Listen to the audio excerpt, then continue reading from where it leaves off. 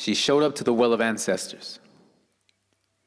With the weight of past shackled to the ankles and wrists of her soul, she made her way down that familiar road like she had so many times before, accompanied by an empty water pot.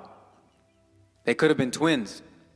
The way the void inside of her resembled it, she felt like the center of an indifferent universe, the way her neighbors orbited around her at a safe distance. Her most meaningful encounters had been like shooting stars, glamorous for a moment, then all of a sudden, gone. All the promises they made her were supernova. She was a chaotic galaxy. Her soul a solar system without sun, her heart an earth post logos longing for light to be spoken into her life, but there was yet to be the voice of the Genesis to say, let there be light. So she just let it be. Maybe this is just how life was supposed to be. Why try for the A when you can settle for the B? Maybe this is just who she was supposed to be. Second-class citizen, half-breed. Her heart had grown callous, accustomed. Covered ears cast convictions call to the wind, along with the reason to look beyond her own flaws, her own lust. She abandoned joy and hope for the only life that she knew. This is what she knew, that a damaged and used water pot can never be made new. Again, she knew.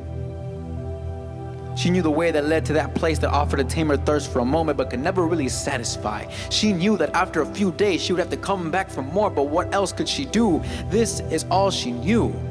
Her heart could no longer tell a difference. Her water pot of a heart had drawn from so many wells, like well-dressed philanthropists who impressed her till she became the next accessory in their collection, or well-spoken, educated dudes who seduced and caused Nicholas Sparks writing eloquent love letters into the notebook of her heart. The way that they strolled her into infatuation was a walk to remember. And how many eyes? How many eyes did she draw like Stan Lee? They marveled, fond of her tumbao, side to side. She played them like a violin, and what else could you expect? These contaminated waters had taken effect. Her heart had grown callous, accustomed. Covered ears cast convictions call to the wind, along with the reason to look beyond her own flaws, her own lust. She abandoned joy and hope for the only life that she knew. This is what she knew, that a damaged and used water pot can never be made new. Again. She knew. She knew being in her fifth relationship and not married was against the rules. She knew it was sinful. She knew of a God at one time her forefathers had one day spoken. She knew of a Messiah that would one day come, but what else could she do?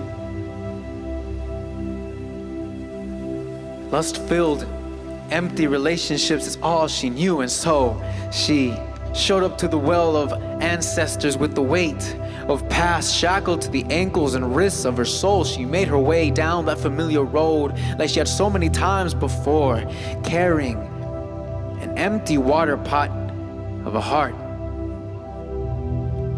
As she approached, she noticed a rock sitting by the well, and though she had seen so many like it before, this one was different.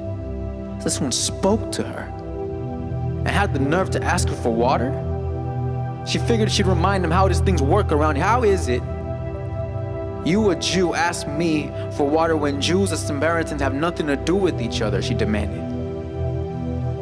Now, of much else she was unsure, but one thing she knew: rocks don't mix with pebbles. This rock of a man responded, if only you knew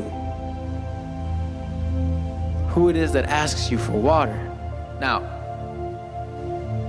we all know rocks don't talk.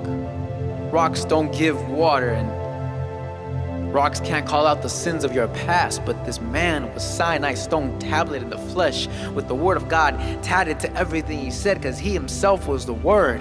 And after all her years of sinful service and slavery and wandering through wilderness, he produced water that seemed to satisfy her thirst almost instantly. And though he knew everything she had ever done, this rock didn't stone her, but instead spoke to her. The same voice that spoke universe into existence reached out to redirect what inside of her for so long had been dead. Until now, all she'd known was Jacob's well, but what she needed was Israel's salvation. It's not till God comes, confronts, and wrestles with you, you experience transformation. She wasn't about to tap out, though. I perceive you're not ordinary, she said. You Jews say Jerusalem is where we should worship, but my ancestors worshipped on this mountain. He said it was never about the mountains. Just like for you, it was never about the wells. What you wanted was water. What you were looking for was to be loved. But you worship on a mountain of blindness. Until now, you'll only known of God, but there's a time coming, and it is now where God will seek worshipers in truth and in spirit. Mere knowledge of God will not be enough. He wants your heart. So it's okay. Give me your water pot, and I'll give you a fountain of living water that will never be quenched. I know one day the Messiah will come and reveal God to us, she said.